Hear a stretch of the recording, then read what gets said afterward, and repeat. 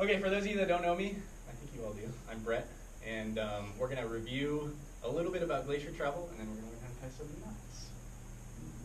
And these are the objectives. We're going to go over a quick review, knots, and then if we have time at the end, we'll go over a little bit of moving on a fixed line, just to get it to move around a little. So real quick, super basic review of glaciers and why we need to worry about traveling on them, because you have these, what are these called, these big gaps? Crevasse, 10 points to cat, yeah. Yeah, so this is what happens as the ice moves over contours in the earth. It opens up these gaps, and then you end up with holes in the ice. And that's why we need to know ropes and knots and how to move across glaciers. So real quick, equipment review, static versus dynamic for glacier travel. Who wants to take a guess which one of those two we're going to want? No. Static. Yeah, we definitely want static. And why would you want static? So you don't go further into the crevasse. Right, yeah, so if someone falls into a crevasse, you're not hauling up that 3-to-1 stretch factor out of a dynamic rope. And then treated versus untreated, waterproofness is what happens when you treat a rope, so right, pretty straightforward. You probably want that when you're traveling in snow and ice. And then as far as weight goes, if you have to lug everything across the glacier, you probably want the lighter rope as opposed to a heavier rope. So if you got something that's like Dan's diameter size rope there versus what these guys are using, you probably want the smaller one if it's got the same strength, just because it's going to be that much lighter to carry. Real quick, touching on team compatibility again. 2 to 4 people traveling on a rope team. It looks like these guys maybe have 5 if you include the picture taker, so they're all going to die because they're not doing it right. Climbing compatibility and fitness. If you have somebody that's climbing at 1,000,000 miles an hour and somebody that's never climbed before, obviously you're not going to want to put them on the same rope team because it's going to be like that little kid that has a 110-pound dog that's taking the kid for a walk because they're just getting dragged behind, which is, I don't know. I've never done it personally, but it doesn't sound like it would be too much fun. And then this is a fun little graph of spacing. We're Americans, so this doesn't really make any sense. 8 meters, I don't know what that is. But say like 10 to 15 feet between people, if you have 4 people. And this is just for if someone falls, the spacing, so that if one person falls in a crevasse, they're not immediately yanking the person either in front or behind them into the hole as well.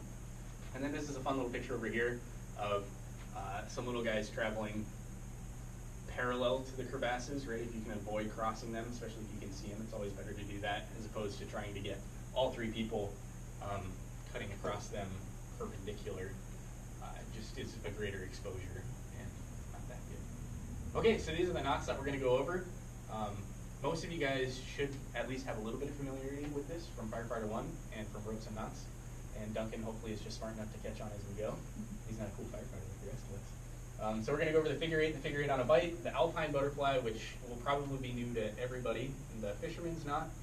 The prusik and the climb heist are both very similar with a little bit of variation. And then the bowline. And then all the knot diagrams I'm going to show are courtesy of John Sherry and netknots.com, which is a really good website. If you guys get done with this and you're like, oh, I don't have any idea how to do that, and you want to look it up, NetKnots has these fun little animations that walk you through everything that you need to know to tie them. So let's start with the figure 8. So it's basically the start of an overhand knot, just with another twist.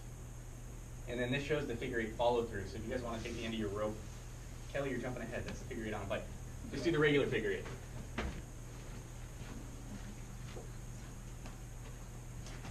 my rope out. I should have done that earlier.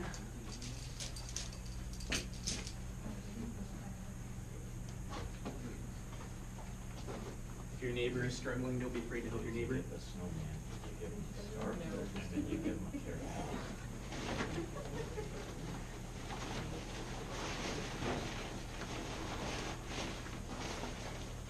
Did you say you're not going to help your neighbor, Kat? No, she said she wasn't struggling. Oh. But yes, I won't help. Okay, is everybody kind of getting that? The start of the figure 8, just counting your wrap around itself. And then, so why would we want to do the follow through as opposed to on a bite?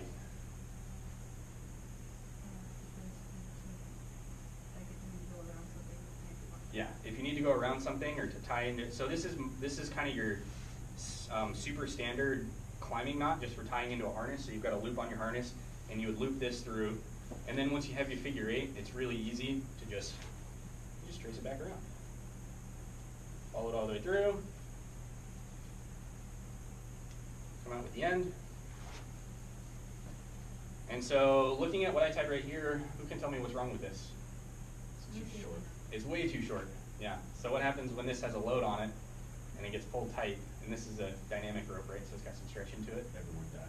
Yeah, everyone does. Yeah, you're gonna fall off the end of your rope, but it's not gonna be pretty when it happens. Yeah, so this would be used for tying into something, tying around something. We use it as firefighters for rescue, right? That's what you're gonna use to tie into anything. So that's if you have to feed your end through and have to do it that way. If you don't, if you can just clip into it, then you would tie figure eight on a bight, which is this movement, but instead of starting with one strand, you're just gonna fold it over on itself, go with two strands, wrap it around itself, up through the hole, ta-da, figure eight on a bight. It's the same knot, you just skip the follow through part, but then this is a closed loop, right? And you have to have something that you can either clip this to or do something else like that. Everybody getting that? It's pretty straightforward. Right? Now the question is, like any good presenter, where is my clicker?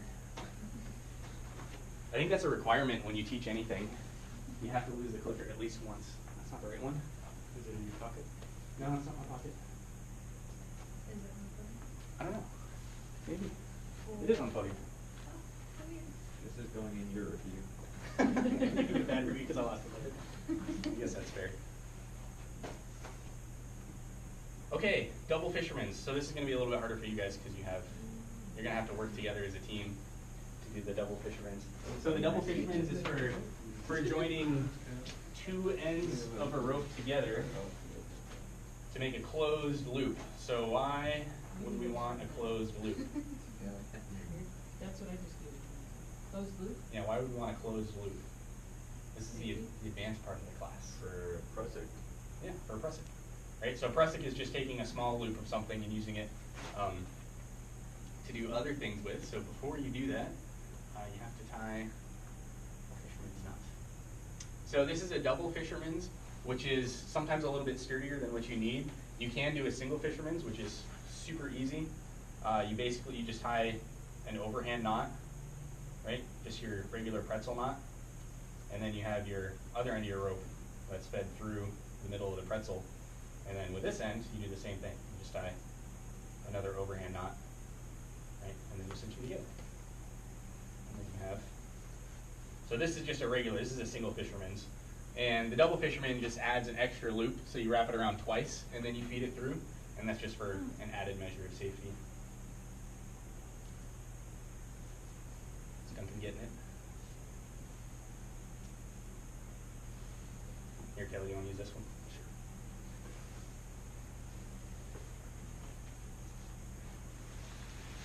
Sure. Taylor know how to do it? Nice. That's probably a little harder for your scat. The rope.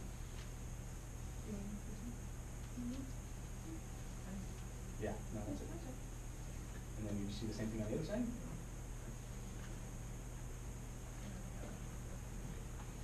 Well, that's okay. You can pull more through. If you don't think you left enough on that end, then just that should be just slide down. Oh. Oh, you did it. Okay, so what you did here is so this is a good learning point that Taylor just did because she messed up. So I didn't specify this, but she started with both like this next to each other and tied one just around each other, but the two ends need to be facing each other before you start. Does that make sense? Yeah. So I didn't explain that when we started out. Yeah, so just like that. Dan's got it, Duncan's got it, Kelly's got it. Well, you got it when you're through. Yeah. So that's tied correctly. It's just your knots weren't lined up, or your ends of the rope weren't lined up quite correctly. You're so close. So far. Well, I thought you were going to play this one. Yeah, that's the other problem. So I was going to use this as an example piece of rope, and I was going to untie it and tie some of the other ones or use it for you guys. But the fun thing about a double fisherman's is once it gets stressed or loaded, this is almost impossible to get undone. So I've had my full body weight hanging on this, and I mean, you guys can play with it if you want, but that knot is not coming undone without some pretty significant amount of work.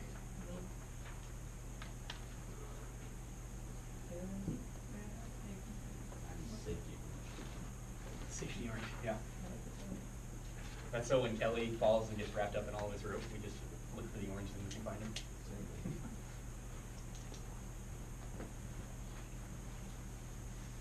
So the other thing, so we're using this to make a loop basically like that, like I've got there, for making a press, and that's what I keep on my climbing gear for building a press out of.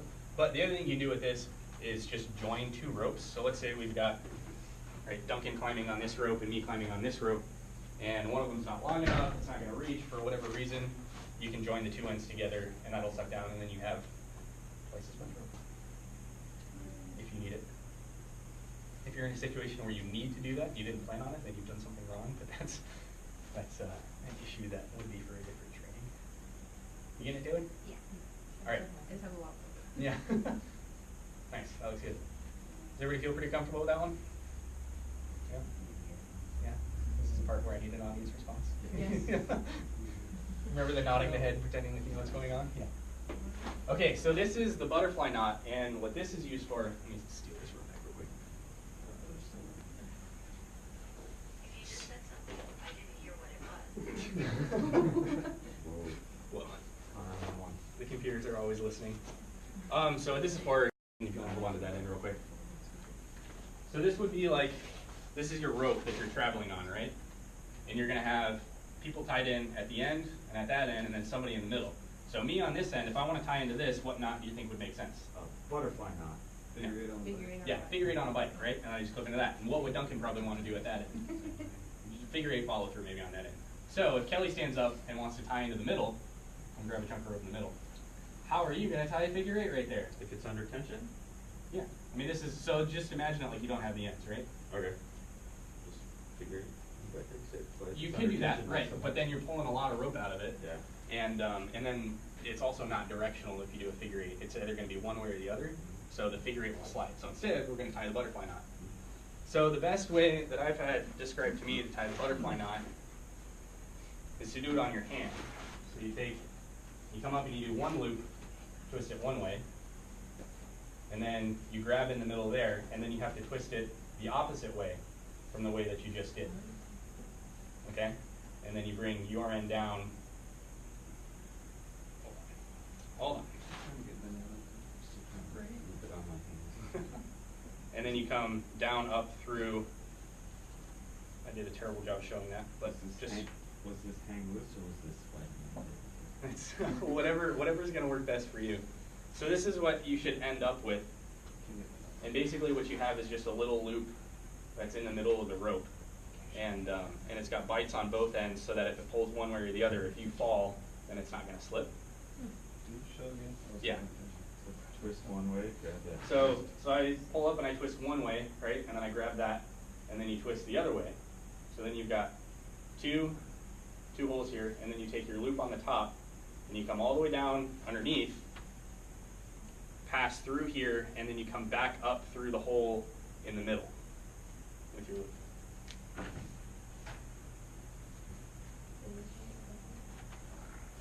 Pull your ends out like this.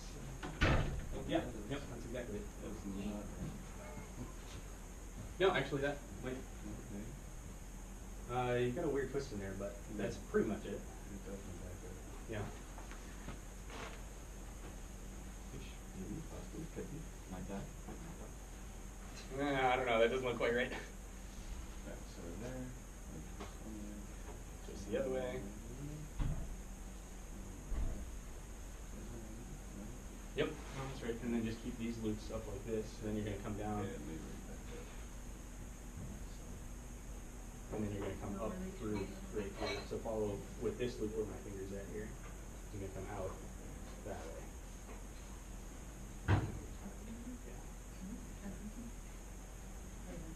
Okay, one more time. So that twist, and twist the other way.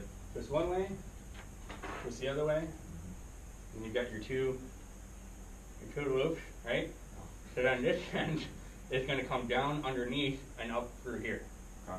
right? Underneath. Down underneath, and then up through the hole in the middle. I just messed that one up.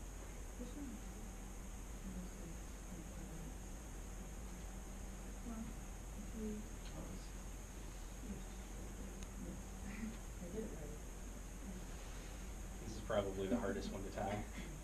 But, so think about this. This is the knot that you're tying every time you need to get into a rope, basically, if you're in the middle of it. So we're struggling with this, just sitting here.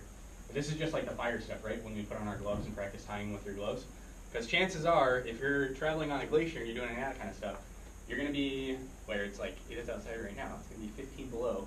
You're going to have big mittens on, and you're going to be trying to tie this knot. And this is definitely one that you need to know how to do blindfolded in the dark. Pull your ends out real quick. Yeah, that's right. Duncan looks like you got it pretty good. Duncan's just the sleeper cell over there. He's not talking, but he's getting them all right. I did the loop the wrong way. Oh, yeah.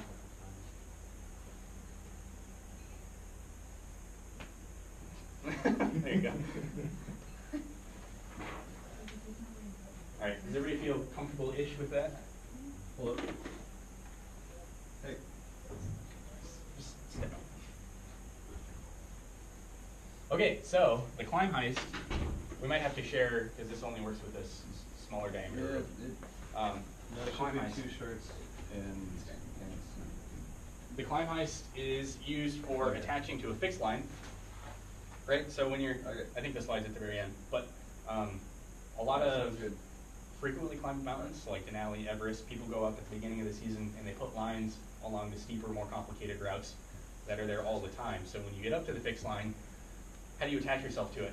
Because it's sitting there, there's probably 20 or 30 people in front of you that are using it. And you don't have, you can't, right? If you do an alpine butterfly or something into that, then you're just, it's a fixed line and you've got a fixed knot now in a fixed line. You can just like hang out, I guess, but you're not gonna be able to move anywhere. So the climb heist and the prusik are both used to attach to a fixed line so that they can slide. And that's the beauty of both of these knots, is that once you have it down here, this is when it loads, and you know, we got little arrows there. It loads down this way, so if it pulls down, if you were to grab on, if you're connected to this loop and you pull down on it, it's not gonna slide anywhere because it just binds down on itself. But it will slide up the rope. So if this line is in place and you tie your climb heist on it, quick. And then animations almost make this one look more complicated than it is because it's really, you're just wrapping it around and then sliding it through itself. So once you have that on there, pull down this way, doesn't go anywhere. You just put your hand on the knot, it slides up. Right. Pull, so if you fall, it doesn't go anywhere. So what you would do with this, if this is, hold on, if this is the fixed line, right? I would come into the bottom here, I would clip into this, and then as I'm going up, I've just got my hand on this, sliding it, and then if I fall, it's gonna stop, and that's not going anywhere. So, if you guys want to take turns, so let's make a loop out of Dan's rope there. So tie your fishmans on that one and make a loop out of it. Then if you guys want to come up to the rope here, we gotta kind of share and take turns. Oh, I got fishman. I just untied it.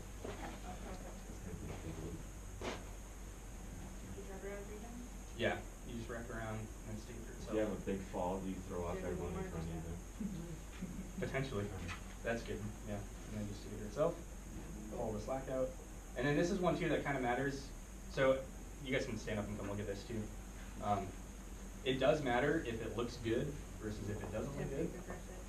Yeah.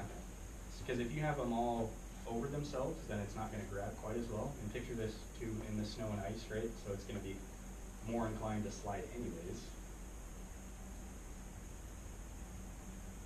Yeah, that's perfect. So then the only other thing that you could maybe do is when you're tying it is have the knot down here somewhere, just so it's not in the middle of your rope. So if you guys wanna-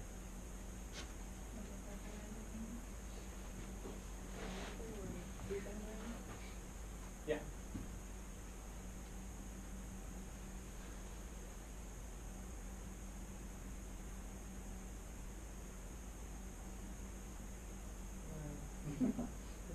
And then you just take, yep, one, it doesn't matter either side of the loop and stick it through the other one. Pull the slack out. Yeah, so you're gonna pull on this, you're gonna work the slack out through here. Oh, okay.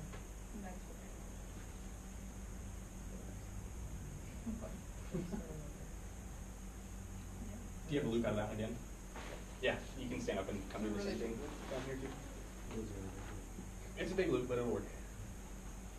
So it doesn't matter what side. Nope. You can start with the drips if you want. Three times around.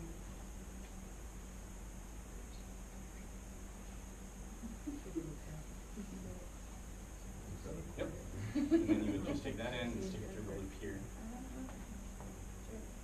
Yeah. Yeah, that chunk of rope isn't the best for anything flat.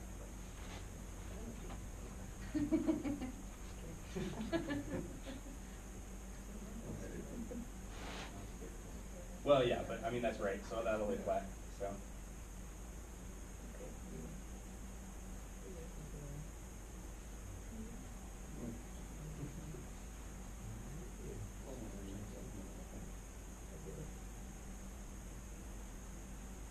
That's right, this doesn't look pretty. How you doing over there, Kat?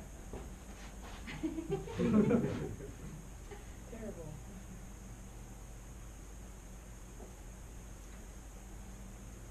So the other thing too that you can use for fixed lines are mechanical ascenders. You guys have ever seen those, the Jumars, that just got a big handle on them, and it does the same thing. So one of those Jumars costs about $190. That chunk of rope costs about 12 cents, right? And they do the exact same thing. Yeah, perfect. What is this, are you using 12 now? This is 9.2. I'm going to click ahead to the Prusik one just because we're starting to run out of time here. So the Prusik is basically the same thing, but instead of wrapping around one way, you're wrapping it through the middle. Right? So then it can go, so then it slides both ways and it can be loaded both ways. So that's the advantage of the Prusik. The only reason people use the climb heist is because it's easier to tie. You just like wrap, stick the end through, you're good to go. But the Prusik can be loaded both ways.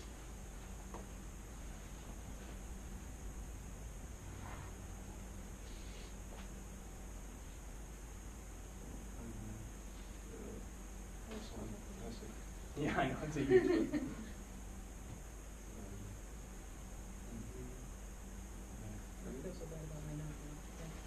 Yeah, so that's the load way that you're pulling down and then it slides up. Yeah, just like that. What are you doing next? Pressing. Do the pressing. Sounds like a dance.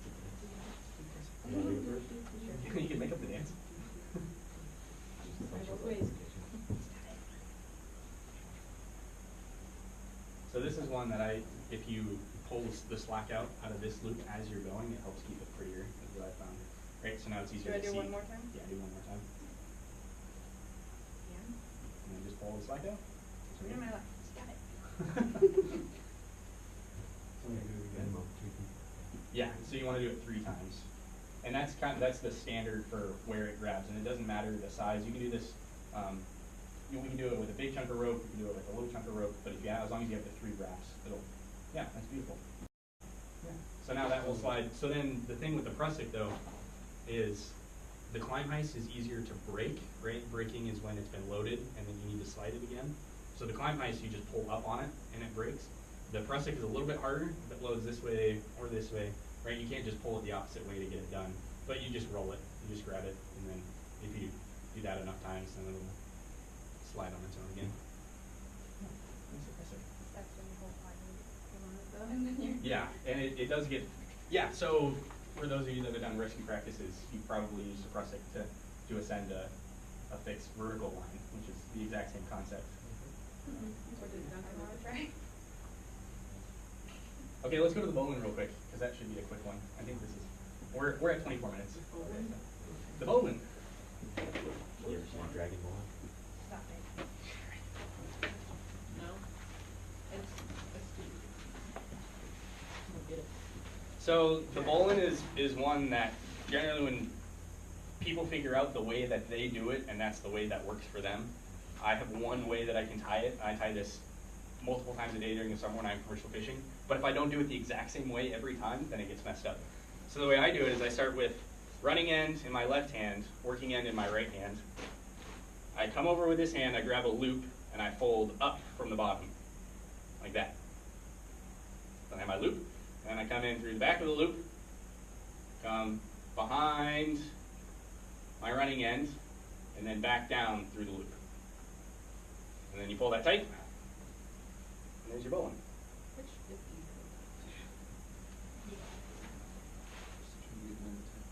You can grab the other end of that rope there if you want, that Duncan's got.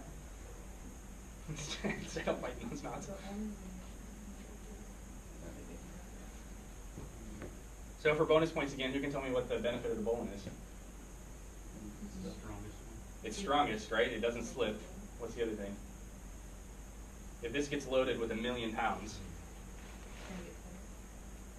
it gets tighter, right? But it doesn't matter how tight it gets. If you look on the back here, you've got this kind of horseshoe bend that comes around.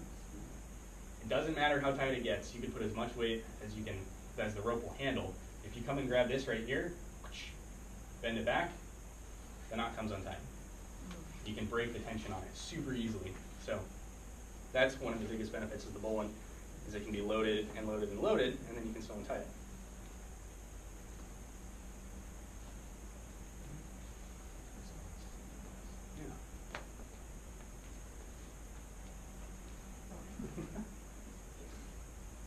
Are you guys getting it?